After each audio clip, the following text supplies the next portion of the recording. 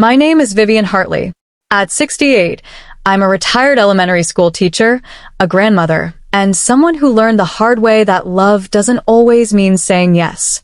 Last Saturday, I stood outside the Fairhill Grand Ballroom, clutching a carefully wrapped birthday gift for my 7-year-old grandson, Logan. It was a remote control helicopter he'd begged for since spring, paid for with 3 months of my savings. But I wasn't allowed inside. A young security guard named Tyler stood in my way, clipboard in hand. "I'm sorry, ma'am," he said, avoiding my eyes. "This event is for immediate family only." I blinked, stunned. "I'm Logan's grandmother." His discomfort was palpable, but he replied, "Your name isn't on the list." Through the glass doors, I saw a lavish party. Bouncy castles, balloons, waiters with trays of drinks. It was a spectacle, far beyond anything I'd imagined for a child's birthday. I tightened my grip on the gift. "Can you check with my son, Nathan Hartley?" Tyler hesitated, reaching for his radio, but then I heard the sharp click of heels. Camille, my daughter-in-law, appeared in a pale blue cocktail dress, her smile as polished as her makeup. "Oh, Vivien," she said, her voice dripping with false surprise. "What a surprise." "I came to wish Logan a happy birthday," I said, swallowing hard. Her smile didn't falter. "Nathan and I decided to keep it small, just close family." I glanced past her at the 300 guests, neighbors, coworkers, strangers. "But I am family," I said. She tilted her head. "We love you, Vivien, but Logan's got so many friends here. It'd be overwhelming. Maybe we can visit soon." She didn't take the gift. She didn't step aside. She just smiled. I stood there as guests brushed past, feeling invisible, rejected. Something inside me broke, not with despair, but with clarity. As I sat in my car, the unopened gift in my lap, I asked myself, when did I become the outsider in my own family? It didn't happen overnight. Manipulation is slow, patient, and often disguised as love. 8 years ago, when Nathan brought Camille home, I found her charming. She was a dental office receptionist, and Nathan had a new job in property management. They were young, hopeful, and I was thrilled for them. Over coffee, Camille said, "Nathan deserves the best. I just want to support him." I believed her. I wanted to believe her. My husband, George, had died 2 years earlier, and I craved family. When they married, I helped fund their wedding, wanting them to have a beautiful start. But soon after their honeymoon, the requests began. Camille called, tearful, about a $600 rental car breakdown. I sent the money that afternoon. Then it was an apartment deposit, furniture, her student loans. "It's hurting my credit score," she'd said, clutching her chest. The stress could affect our chances of getting pregnant. That hit me hard. I was grieving, longing for a grandchild. I paid off her $24,000 loans, thinking it was for our family's future. When Logan was born, I assumed the requests would stop. They didn't. Medical bills, daycare, home repairs, car trouble, always for Logan. Always just this once. I never kept track. I thought helping kept me close to them. But the tone shifted. Thank yous grew curt. Calls came only when bills were due. Invitations to dinners, school events, holidays dwindled. Camille's excuses were endless. Logan's schedule is packed, or we're traveling. I noticed her designer handbags, manicures, the luxury SUV. Was I helping them or funding Camille's lifestyle while being erased from Logan's life?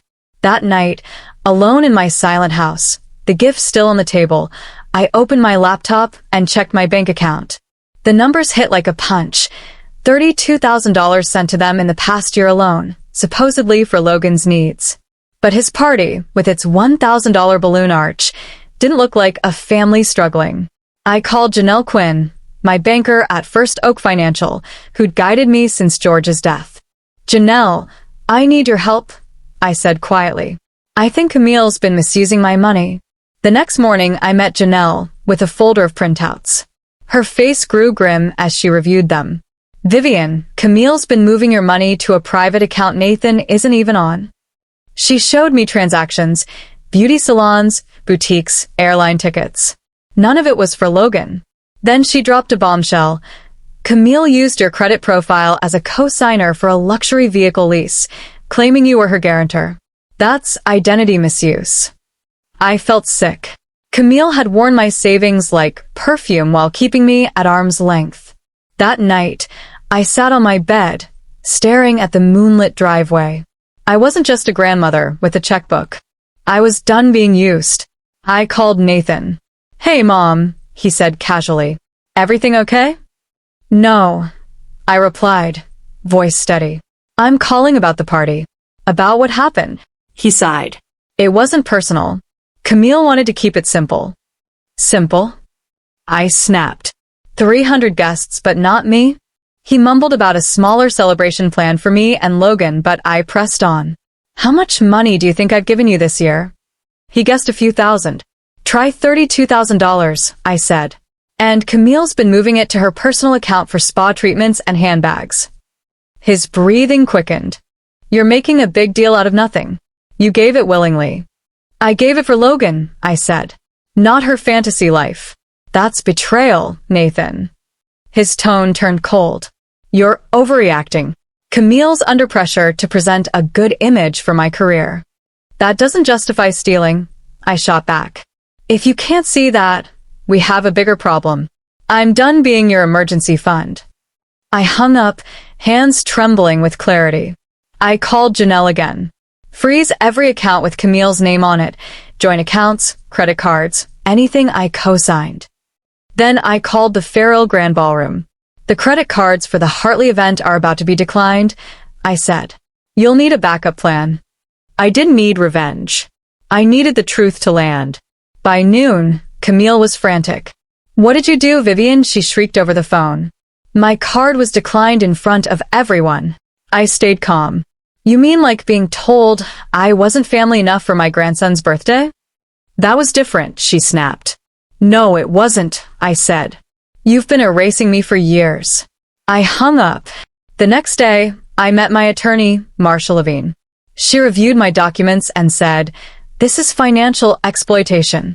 You have grounds for restitution, possibly criminal charges, identity misuse, elder abuse, fraud." A chill ran through me, but also relief. Marsha drafted a demand letter for repayment and warned of legal action. If Camille refused, we'd file a lawsuit. That evening, Nathan asked me to their house. I arrived at 7 p.m., ringing the doorbell like a stranger. He looked exhausted. "Camille's upstairs with Logan. He's upset, doesn't understand what's going on." I handed him the folder of bank records. Everything I gave was for Logan, but she used it for herself. Now she's threatening to cut me out of his life. Nathan's face darkened as he sifted through the papers. "She said you were controlling, interfering." "She told me the same," I said. "Except she called it protecting her family." He admitted. "I had no idea." "You didn't want to," I replied. "I want you to stop enabling her, protect Logan, and I want my money back." He nodded. "You've got 72 hours. Then the courts handle it." 3 months later, I sat in my backyard watching Logan fly his helicopter, squealing with joy. The fight hadn't been easy.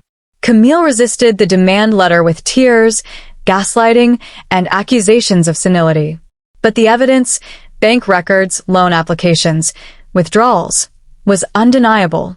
Facing legal action, she settled $87,000 in restitution, plus interest and attorney fees.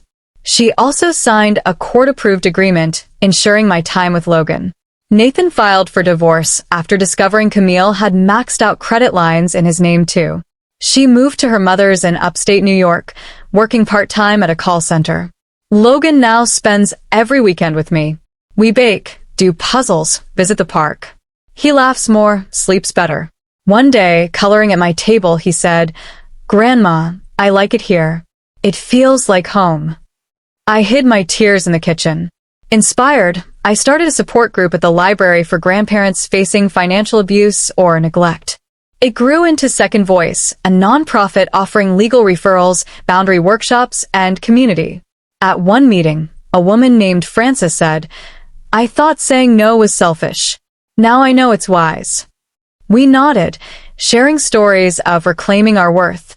The next summer, Nathan and I planned Logan's 8th birthday, a simple backyard party with balloons, hot dogs, and love. No extravagance, just joy.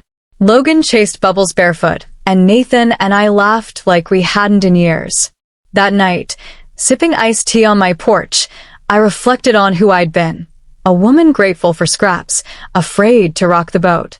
I wasn't her anymore. Love without respect isn't love. Giving shouldn't cost dignity. Family doesn't shut you out when you're no longer convenient. Weeks later, a woman named Linda called. She'd heard about me through the support group.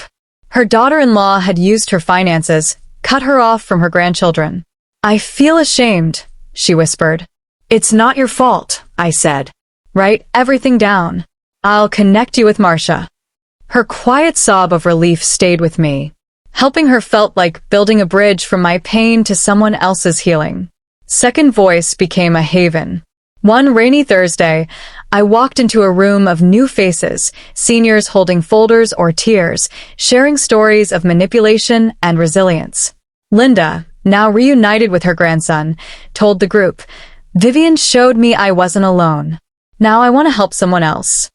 That's healing, not revenge, but empowerment. Logan doesn't know the full story yet, but someday he'll understand his grandmother fought out of love, with boundaries. Life hadn't gone as planned, but in losing so much, I gained my voice, my self-respect, and a second chance to love on my terms.